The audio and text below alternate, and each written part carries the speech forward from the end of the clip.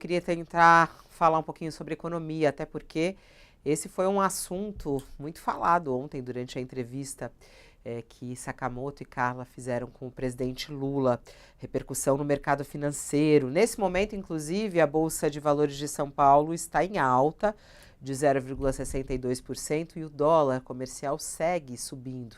Essa foi aí uma gritaria logo após a entrevista. Ai, o dólar, olha, basta o Lula abrir a boca que o dólar sobe, onde vai parar esse dólar e tudo mais. O que o Lula falou sobre o dólar? Não foi sobre o dólar, ele falou sobre gastos e corte de gastos, né? Entre outras coisas que ele falou durante a entrevista sobre economia e que fez aí o mercado reagir. Neste momento, o dólar comercial em alta, cotado a R$ 5,52. Entre os pontos de polêmica aí das falas do presidente Lula, tem, de certa maneira, alguma divergência aí entre Lula e Haddad. Lula fez questão de dizer que não vai modificar aí essa questão da aposentadoria. Vamos ouvir. E a pergunta, junto das coisas que estão sendo estudadas pelo governo, inclui a desvinculação do salário mínimo no benefício de prestação continuada e em pensão? Não estou falando da aposentadoria, estou falando pensão. Não. O senhor garante que não vai ter, garanto então? que o salário mínimo não será mexido. Enquanto eu for presidente da Essa República. ligação, pagamento para os idosos Deixa eu pobres lhe do contar salário uma mínimo, coisa, cara, não vai ser que mexido. quando você aumenta o salário mínimo, bota na cabeça uma coisa, você aumenta o salário mínimo, o que diz a lei que regulamenta o aumento do salário mínimo? Ou seja, você tem sempre que colocar a reposição inflacionária porque é para manter o poder aquisitivo. E nós damos uma média do crescimento do PIB dos últimos 2 anos. Ora, o crescimento do PIB é exatamente para isso. O crescimento do PIB é para você distribuir entre os 213 milhões de brasileiros. E eu não posso penalizar a pessoa que ganha menos. Bom, vamos para a próxima página do UOL. Queria trazer aí 2 reportagens de repercussão sobre isso. Primeiro, o Haddad muda os planos após a declaração de Lula da aposentadoria e não vai mais estudar isso. Essa possibilidade de um aumento no salário mínimo deixar de resultar em reajuste das aposentadorias e do BPC não será mais estudada pelo Ministério da Fazenda, depois de Lula cravar isso aí na entrevista com o Sakamoto. E aqui tem essa reportagem também que é bem interessante, o que é esse BPC, que todo mundo ficou falando ontem, né? O que é esse benefício pago a idosos que fez Haddad e Lula divergirem, né? E a gente vai entender o que isso significa. André Roncaglia conosco ao vivo no nosso All News, para que a gente possa entender um pouco mais sobre a economia, a gritaria do mercado financeiro e tudo mais. Olá, professor, bom dia, seja bem-vindo. Bom dia, Fabiola, Josias, Leonardo, como sempre um prazer estar aqui. Quero, antes de tudo, já parabenizar o Leonardo pela entrevista que o presidente Lula conseguiu agitar bastante, né, as redes sociais e a imprensa. Foi excelente, parabéns. E deu esse foco à economia, né, o professor, o que é muito importante. Bom, vamos lá entender o que é melhor para o Brasil. É desvincular, não é? Lula está certo, Lula está errado, Haddad muda seus planos.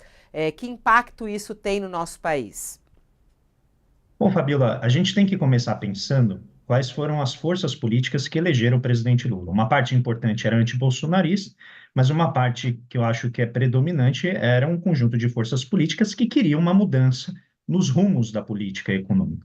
Então, o presidente Lula é eleito com uma plataforma de não onerar os pobres, com uma plataforma de recuperar a atuação do Estado, principalmente nas políticas sociais, redirecionar parte do nosso esforço produtivo para a reindustrialização e, obviamente, por conta de não ter um presidente do Banco Central indicado por ele enfrentou uma restrição, que é essa restrição que a gente tem visto, né, nos últimos, desde o início, na verdade, do governo Lula 3, que é uma queda da Selic mais lenta do aquilo que era necessário. Então, o que acontece agora? Foi aventada essa possibilidade de fazer um corte de despesas, porque, em tese, a agenda de arrecadação, ou seja, a agenda de recuperação tributária, estaria esgotada. Como sugere a palavra política, ela não se trata de uma decisão técnica, não se trata de uma decisão que seja abstrata, ela é uma escolha. E no contexto do presidente Lula, faz todo sentido que ele não escolha penalizar aqueles que o elegeram, aqueles que mais têm a aspiração de melhoria de vida.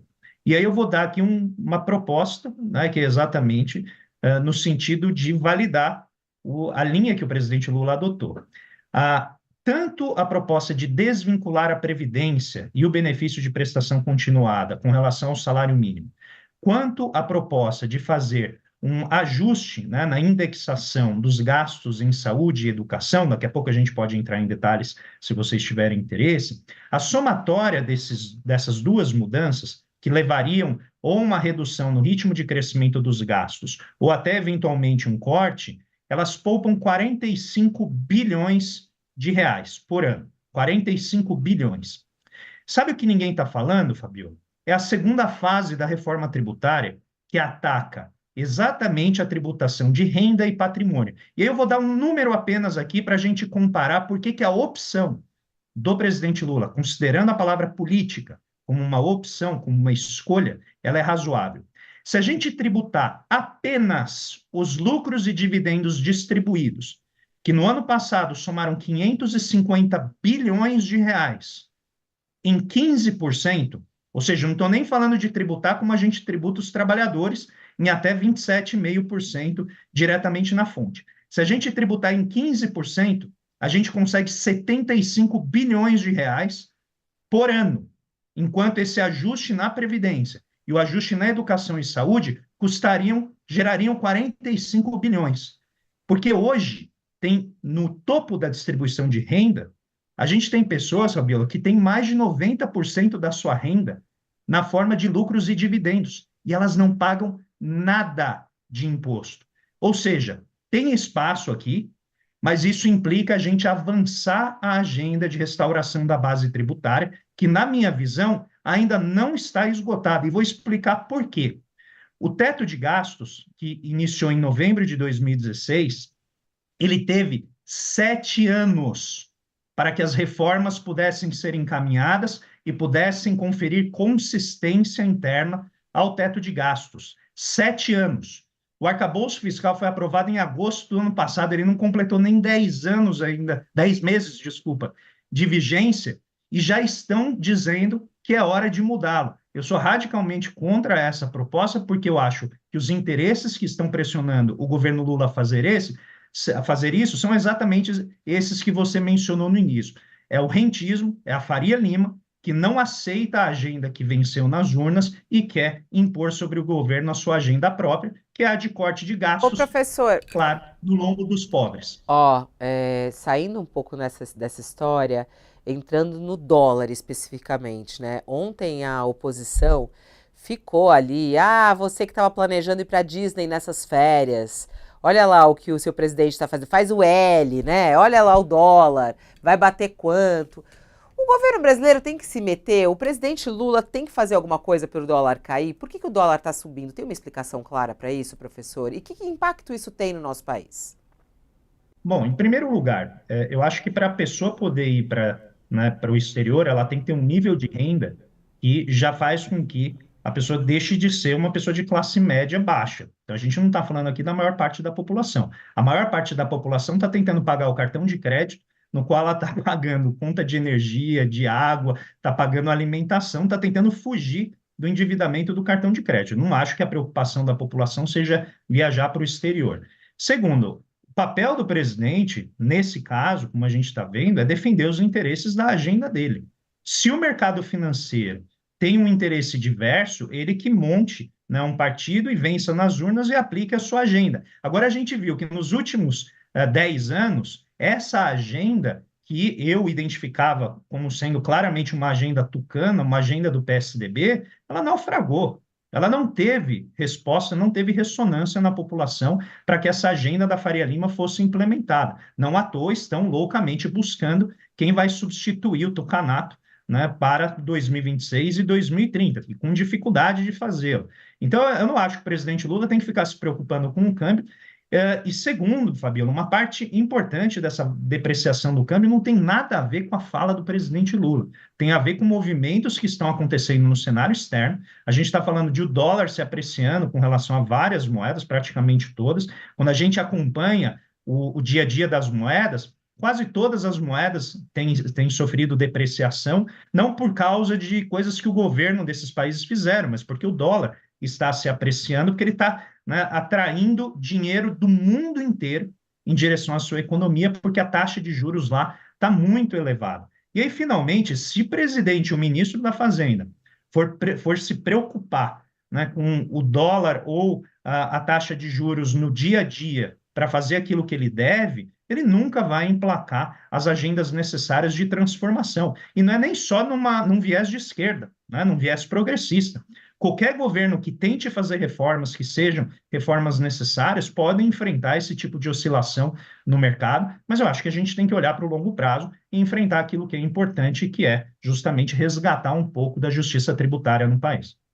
Ô Josias, é curioso como esse tema da economia, que às vezes é complexo, como até o professor aqui na primeira explicação dele, falando sobre o que significa atrelar ou não vincular, os impactos disso, né?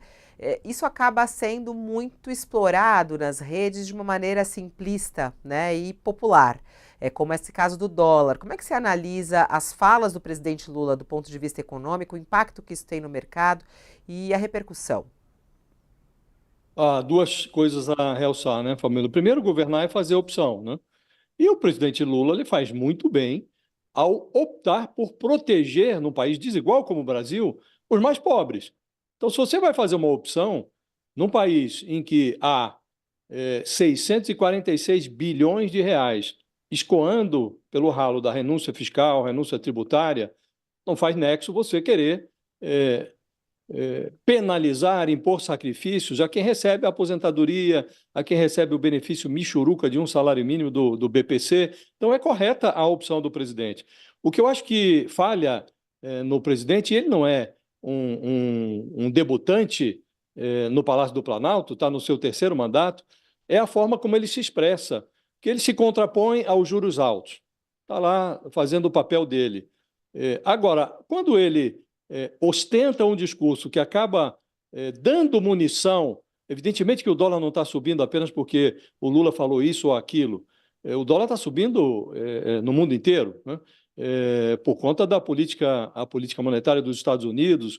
Então, há elementos externos interferindo nisso, mas o presidente oferece matéria-prima para que o mercado incendeie um pouco mais o dólar. Isso tem um efeito inflacionário, então ele acaba se tornando um operador do contrário daquilo do que ele deseja, porque ele dá também elementos para que o Banco Central fique protelando a queda dos juros. Então, há 2 semanas, o Fernando Haddad deu uma entrevista e soou muito eloquente, disse, olha, nós estamos fazendo uma revisão de gastos que é ampla, geral e restrita. Vem aí um cardápio. Essa é a expressão dele, revisão ampla, geral e restrita dos gastos. Então, o presidente, evidentemente, essa alternativa, inclusive, nem está no cardápio do ministro. Desvincular, isso já foi retirado, desvincular benefício social, política de valorização da política de valorização do salário mínimo e tal, isso não está mais na agenda do ministro. O ministro está procurando outras coisas. Agora, o presidente, quando se expressa, ele precisa deixar clara a sua opção, que é uma opção, insisto, muito correta. Não faz nexo que um país como o Brasil fique mirando os pobres quando você tem tanto dinheiro beneficiando empresários no Brasil, sem que exista uma análise bem feita sobre a contraprestação desse benefício. Você recebe benefício, o que resulta disso? Tem emprego a mais? Isso está resultando em algum benefício para o país? Não tem esses estudos. Então, você vai concedendo o benefício. Aliás, em governos anteriores, o Lula, a Dilma concederam muito benefício, né? E é fácil conceder, depois é difícil tirar. O professor Roncalha fala bem da necessidade de tributar dividendos. É um lobby no Congresso que dificulta isso. Então, o presidente não pode, a essa altura, Fabiola, dizer coisas definitivas sem definir bem as coisas. Então, ele podia ter dito a mesma coisa que disse ontem, sem oferecer matéria-prima para que o mercado ficasse incendiando artificialmente a taxa de juros e jogando, na prática, jogando o presidente contra si mesmo. E se ele quer baixar os juros, não faz nexo que ele fique contribuindo para subir o dólar, que tem um efeito inflacionário e que dá também oferece material para o Banco Central embromar na gestão da política monetária, retardando a queda dos juros. Então, o problema é dizer o que quer fazer e explicar. Então, o presidente está muito dúbio. E na essência, Fabíola, no essencial, muito provavelmente a saída a ser oferecida pelo ministro Fernando Haddad é uma mistura das duas coisas. Ele vai tentar novamente, e vem tendo muito êxito no primeiro ano, ele tem muito êxito em elevar a arrecadação, cobrando de quem não estava pagando. Ele vai tentar manter essa estratégia e, muito provavelmente, submeter a um pente fino essas despesas que estão sendo feitas pelo governo, e muitas delas merecem o pente fino, mesmo o BPC, a gente que está recebendo e que não merece receber, a gente que não existe, tem benefício fantasma na área. Então, vai ser uma combinação das duas coisas. O presidente sabe disso. E quando ele diz, precisa ver se precisa cortar, é evidente que tem muita coisa que vai precisar cortar. Então, acho que ele soa dúbio, e ao soar dúbio, ele prejudica a si mesmo, prejudica o seu governo, prejudica a sua estratégia e, no limite, prejudica a política econômica do seu ministro, a quem ele diz que devota 100% de confiança.